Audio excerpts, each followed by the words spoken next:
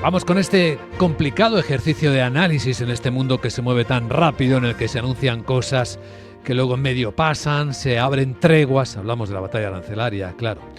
Es una nueva forma de entender las relaciones internacionales que está cambiando efectivamente mucho, todo y rápidamente.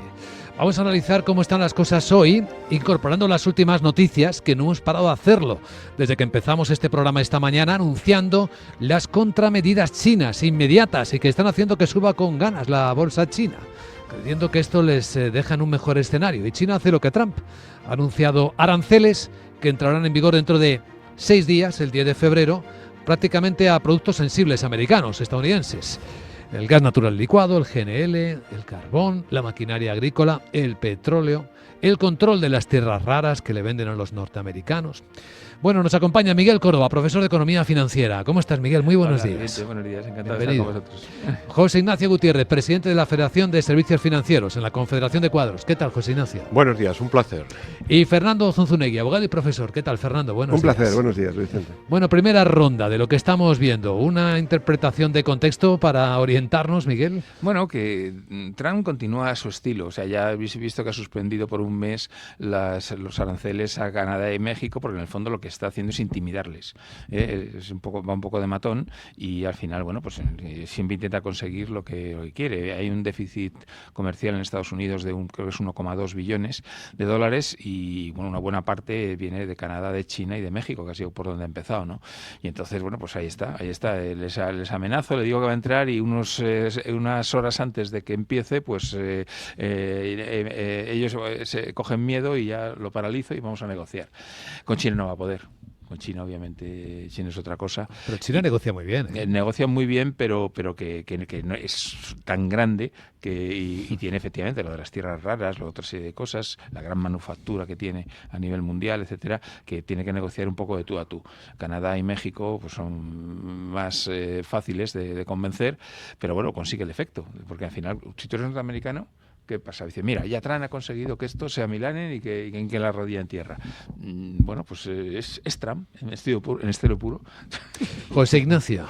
Sí, bueno, él ha abierto una negociación, además una negociación con prisas, que es lo que a él le interesa. Él tiene una mentalidad pragmática, los hechos se tienen que producir inmediatamente. Vamos a ver las consecuencias. Yo me traía algunos datos. Curiosamente, más de un 40% de las exportaciones americanas son a Canadá, a México y a China. Más de un 40%. Y es verdad que en sentido inverso las importaciones son más de un 42%, estos tres países también. Luego ahí hay un efecto comercio importantísimo, ¿no? ¿Qué ocurre? Canadá y México no tienen una capacidad real de negociación. Lo tiene China indiscutiblemente y en una medida inferior lo tiene también la Unión Europea por ser un colectivo que supera los 10 billones también de Producto Interior Bruto y ser un aliado estratégico, por lo menos hasta ahora, ¿no? Entonces, bueno, con estos países, igual que va a ocurrir con Dinamarca en Groenlandia, donde ya se está cediendo lo que es el uso en factores militares total y absolutamente, o bien las presiones sobre Panamá. Que el acuerdo llamado Ruta de la Seda no va a ser renovado y eso es lo que va a conllevar que muchas empresas chinas que gestionaban y mantenían partes del canal van a quedar fuera. Sí ha dicho algo muy importante el presidente panameño, ¿vale? Pero ustedes, señores norteamericanos, tendrán que venir a invertir aquí, que a lo largo de las últimas décadas se fueron, ¿no? Y tendrán que competir con las ofertas que otras empresas realizan, ¿no? Sí, contrapartidas, ¿no? Entonces, bueno, yo creo que esa es la negociación también, ¿no? Y Canadá, curiosamente Panamá, pues puede tener alguna capacidad de negociar. Lo demás, ¿cómo va a llegar? Bueno, pues veremos. Yo creo que en la Unión Europea hay un tema básico. Estados Unidos destina anualmente al acuerdo de la OTAN más de 120.000 millones de euros. Para mantener las fuerzas en Europa.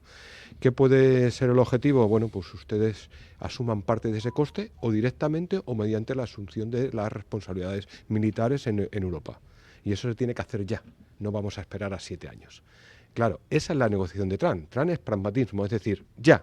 Lo que quiero es que esto se resuelva como yo quiero, ya. Ese es el concepto, como yo quiero. Y esa es la situación que estamos viendo. No será con China, que es diferente. Pero yo creo que con el resto del entorno la capacidad de negociación es total y absoluta. Fernando. Incluso en la situación rusa también lo vamos a ver. Sí, en Ucrania. Fernando. Sí, bueno, es un modo de hacer política. pero no estamos ante una guerra arancelaria, estamos ante una política grande.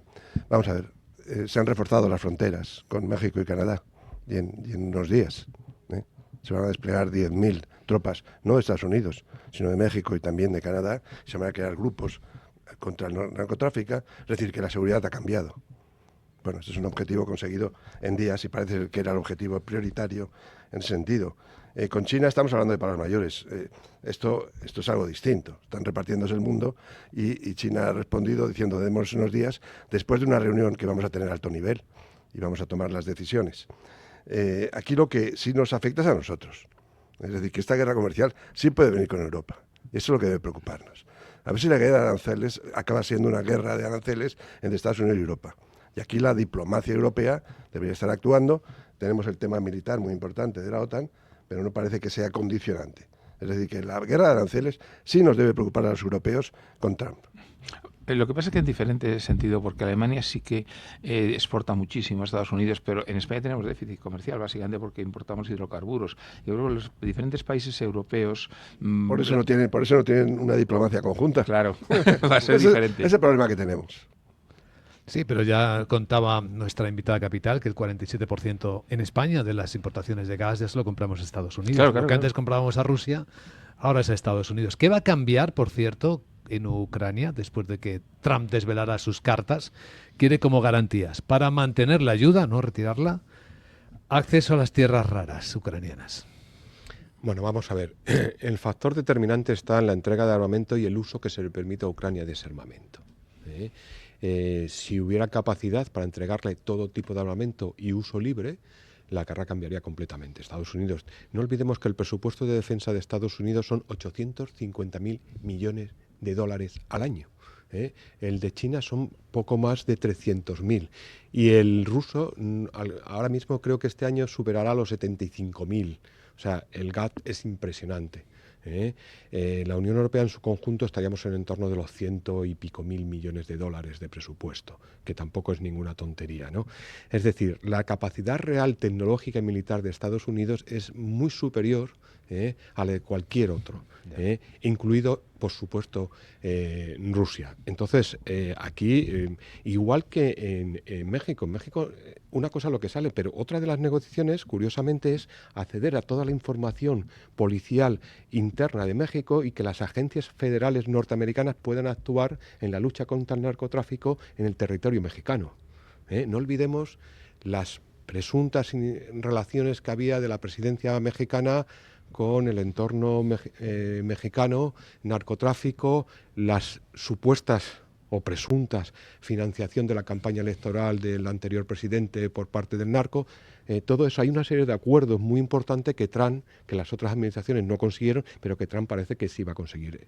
Entonces, hay una serie de actividades que no se anuncian, que parece que también se están negociando y que México podría haber cedido en todo ello. Sí, pero es que este hombre Trump se coge y se pone a apoyar las criptomonedas, por ejemplo.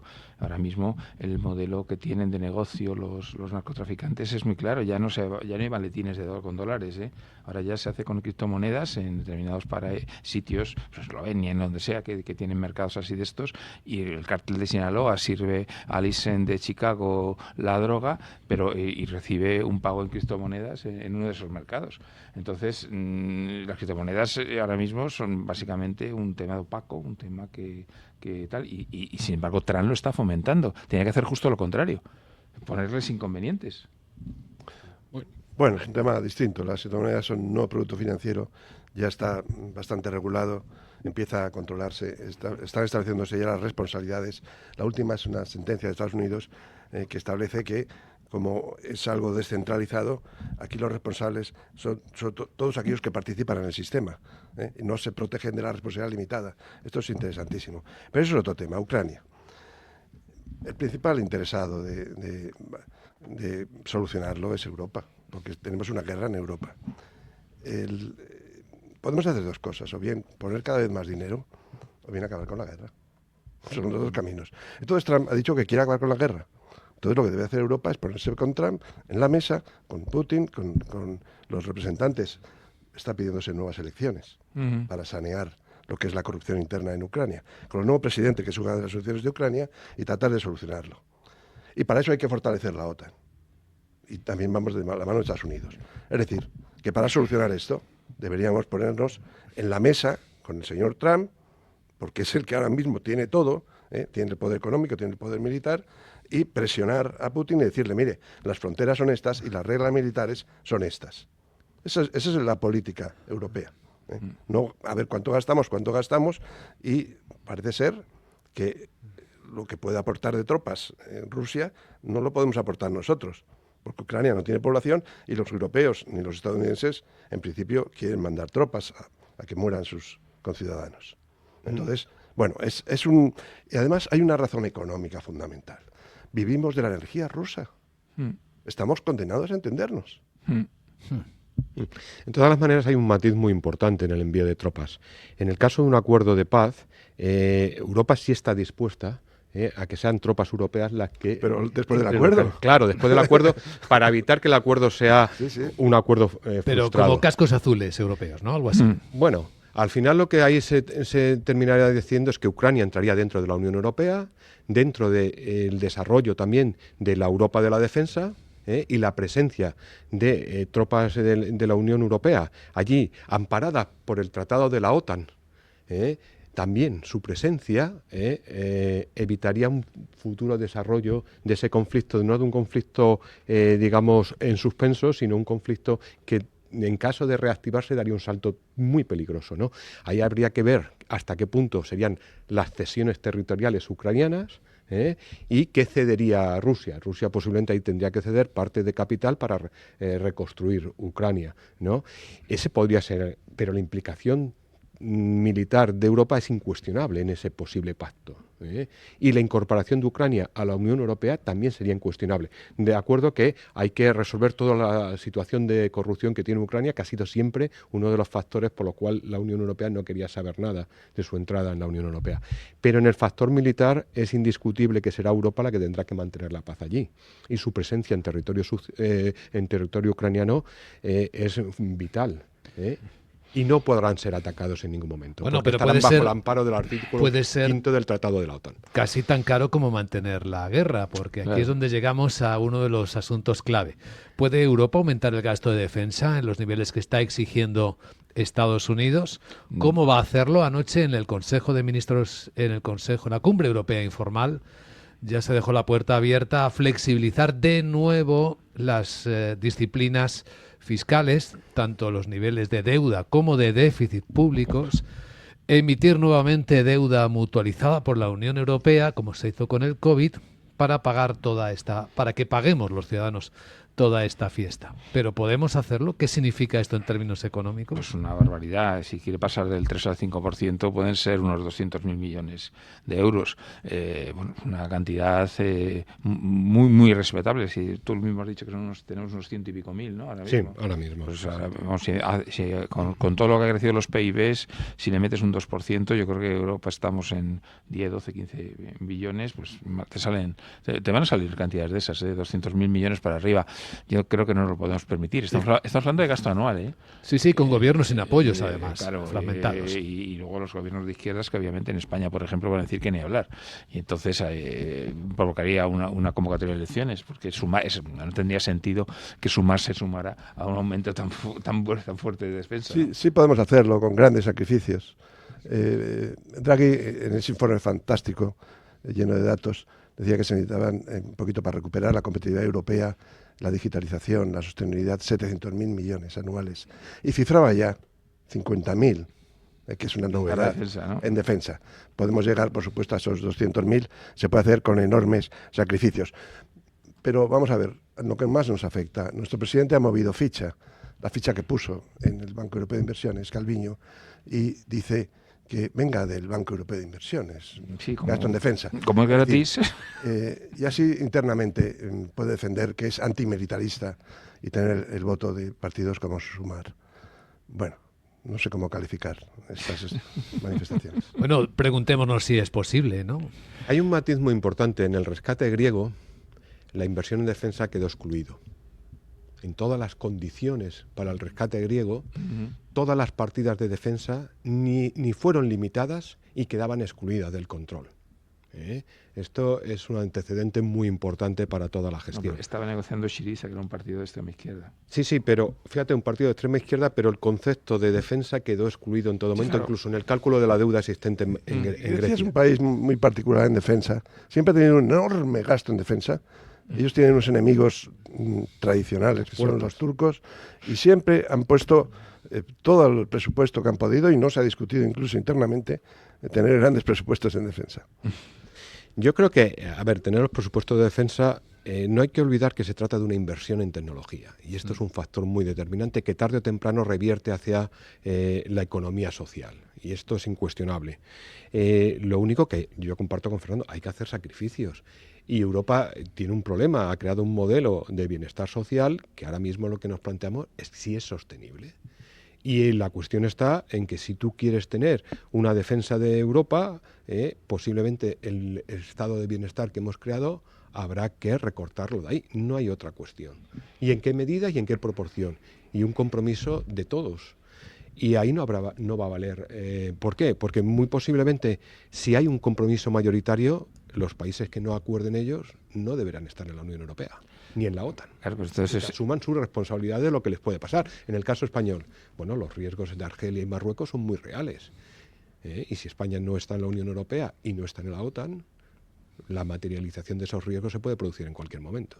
Claro, pero España parte de una situación en la que tienes ya permanentemente, vas asumido por parte de nuestro ministro de Economía, que es 60.000 millones de déficit anual. Somos el peor país de Europa en déficit en los últimos 15 años. Entonces, claro, el problema está en que ya tenemos un déficit permanente que hemos asumido como crónico, y si no eres capaz de generar con tu propia economía lo que necesitas para simplemente equilibrar ingresos y gastos, y tienes un déficit muy fuerte, que se ha asumido como algo, una nota conceptual característica de España, ¿dónde vas a echar el aumento? El problema es que España lo que tiene un déficit estructural, de acuerdo, pero es que no tiene ningún control del gasto. Claro, porque no conocemos realmente los gastos que tiene el Estado español. Es incapaz de conocerse. Dejadme que os plantee una propuesta de política ficción muy provocativa.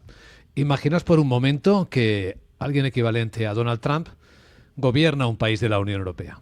Pensad incluso un país del sur que tiene problemas parecidos con la inmigración, con todo el Sahel entrando en Europa por las fronteras sur del Mediterráneo. Pensad en Italia, podríais hasta pensar en España. Imaginaos que de repente dice, bueno, Marruecos, Argelia, Libia, los países que estáis ahí, arancel del 25% a todos vuestros productos si no me paráis la inmigración y la entrada de inmigrantes ilegales. ¿Qué pasaría? Y a cambio, pues vamos a enriquecer nuestras arcas porque estos países nos van a pagar. Claro, tiene mucho interés. Sus mercados somos los europeos. Así que van a pasar por el aro. Bueno, Libia es un país que es fallido, fallido ahí, no conseguirías nada. No, mira Marruecos. ¿No? Marruecos o Argelia, pues evidentemente sí, pero lo que pasa es que Argelia necesitamos su gas como agua de mayo. Entonces no puedes andar ahí lanzando órdagos. Los americanos necesitan a México como agua de mayo, su mano de obra, sus plantas de ensamblaje de automóviles. Por eso están negociando. Muchas pero cosas, no podemos plantearnos esa alternativa porque no estamos en la misma situación. Primero, un líder con credibilidad, que cuando dice algo, lo cumple. Una administración eficiente, porque es capaz de decidir una medida y a la semana siguiente ya está aplicando los aranceles. Eso necesitas una administración que funcione, porque si no, no puedes ponerle en marcha esto y luego un poder militar detrás. Esa circunstancia no se da en ningún país, ni siquiera en la Unión Europea, pero en ningún país del sur de Europa. Luego, esa alternativa, esa posibilidad es inviable, es inexistente. Sí, aquí nos dicen que van a hacer 180.000 viviendas hace año y medio y creo que ni siquiera han escrito nada en un papel para el BOE. Credibilidad nula. A ver, España podía tomar medidas concretas en el comercio con Marruecos en un momento dado, tal y como está evolucionando la situación. España es uno de los países que está viendo afectado muy gravemente por la economía marroquí en sectores como es el agrícola, con una falta total y absoluta de controles de calidad de los productos marroquí, pero Marruecos está amparado por los tratados de terceros países de la Unión Europea, y lo que puede ocurrir en un momento dado es que una parte de la sociedad española bloquee la entrada de productos marroquíes. No será una decisión de Estado, pero el Estado, como ocurre en Francia, en un momento dado puede amparar esa actividad, como ocurre con los agricultores franceses. O reacciones populares. En Canadá, por ejemplo, hay una enorme reacción popular a la iniciativa estadounidense. De hecho, ya están retirando de los bares el whisky americano y las bebidas espirituosas. Y hay ciertas llamadas al boicot, más allá de que haya acuerdo de tregua, ¿eh? O sea que se lo toman en serio. Sí, lo que pasa es que Canadá es un país rico, un país que tiene mucho todavía por explotar. Es decir, en España, yo no sé, es que tenemos muy poquita cosa, ¿no? Que hay que explotar. Entonces, su capacidad de negociación es muy baja. España no puede hacer nada. Yo creo que Canadá, pues, va a llegar un acuerdo. Aparte que Canadá y Estados Unidos, yo creo que existen unos vínculos de mucho tiempo y no va a haber ningún problema. Con México, a lo mejor es un poco más complicada la negociación, pero es cierto, por ejemplo, los coches americanos, las grandes multinacionales americanas necesitan los componentes que se fabrican en el norte de México, pero vamos, como agua de mayo, necesitan esa mano de obra barata. Hay un gran juego que está con China. Ya sabéis que esta noche las noticias más importantes tienen que ver con lo que ha anunciado China, los aranceles a la energía americana, a la maquinaria agrícola. Incluso ha abierto una investigación antimonopolio a Google en la propia China, lo que también tiene su singularidad. ¿Creéis que esto es eficaz para plantear conversación a los americanos? Pues hombre, si lo estaban haciendo con TikTok, supongo que también lo pueden hacer ellos con Google. Claro, esto es toma y daca. El gran problema de China es que China aún tiene una dependencia total de la exportación. O sea, su PIB interior posiblemente más de un 60% depende de la exportación. Y la exportación básicamente se dirige a los países occidentales. Por eso a mí me sorprende un poco la batalla de Estados Unidos y la Unión Europea.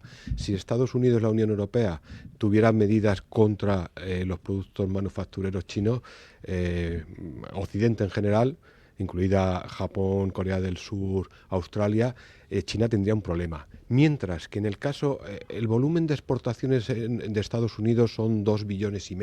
Su Producto Interior Bruto es en torno a 24 o 25 billones. Eso quiere decir que tiene una capacidad de consumo interno y de dependencia propia tremendo, sí, inmensa. Eso no ocurre con China. Entonces China se puede ver amenazada por el factor de la exportación. Y eso hay una capacidad de negociación, pero no solo Estados Unidos, es decir, no sería, ahí tiene unos aliados occidentales que en la zona de Asia-Pacífico son incuestionables y que Estados Unidos no quiere tocar, pero estaría una parte muy importante de la Unión Europea, incluida el Reino Unido, donde ambos juntos sí tienen una mayor capacidad de negociación. Por eso hay algunos momentos en que no entendemos esa pelea con la Unión Europea. Es más fácil una negociación, pero bueno, yo creo que la guerra comercial con China no la gana solamente Estados Unidos. Tiene aliados que pueden ayudarle a ganarla. Bueno, el tema de Google sí me ha llamado la atención. Bueno, parece que está fuera de cuadro el por qué meten a Google. Aquí estamos en la gran guerra, que es la guerra de datos. Ya existen plataformas chinas y están separados los datos cada vez más ahora con TikTok y Google no es hegemónico en China, pero sí es un paso importante.